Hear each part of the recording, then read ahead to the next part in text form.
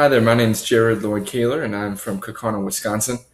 I now go to school at North Park University in Chicago, Illinois, and I'll be a second year senior next year because I studied abroad and I have two majors, economics and political science. But let me go back to my own personal philosophy and give a little context as to why I became a libertarian and went down the road to liberty as my core political and social value. I grew up in a conservative family on the cusp of neoconservatism, and I was always very active in politics. And one of my largest passions growing up was politics.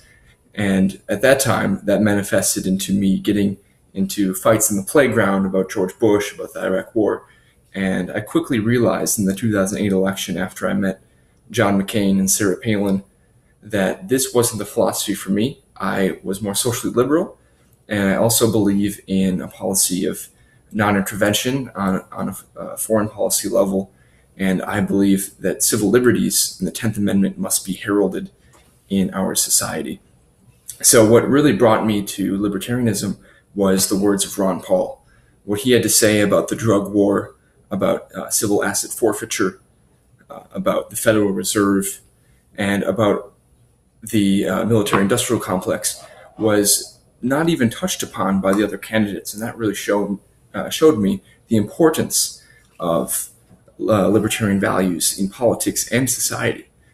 My history of the libertarian movement began in high school when I was very active in the Libertarian Party.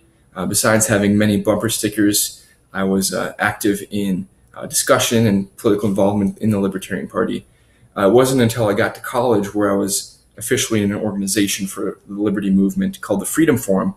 And this forum was, or is, I should say, a forum for discussion on our campus, primarily based on liberty, economics, and we've been very active on our campus. And I used this connection that I have on campus to bring a YAL movement to my campus.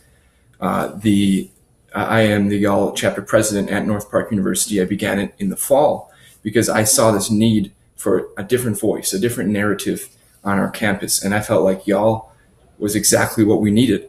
We needed an organization that was youth friendly, that was free speech friendly, and that wasn't the socially conservative rhetoric that people associate with the Tea Party movement or the Conservative Party, but something new, something that is applicable to our generation, but at the same time holds values of tolerance and holds values of economic rationalism. This is a political mindset that needs to be heard and that needs to be spread.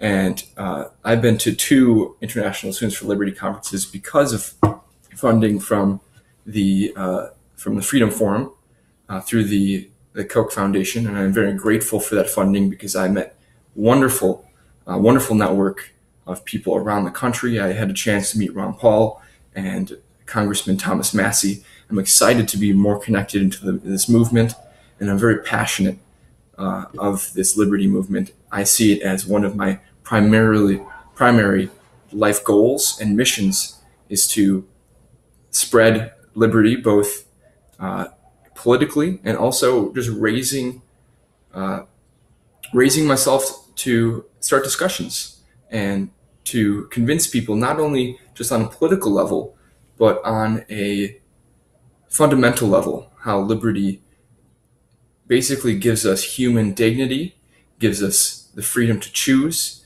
and gives us social tolerance. And without liberty in society, we become a society that is full of grandiose rhetoric and judgmentalism and the current America that we have today.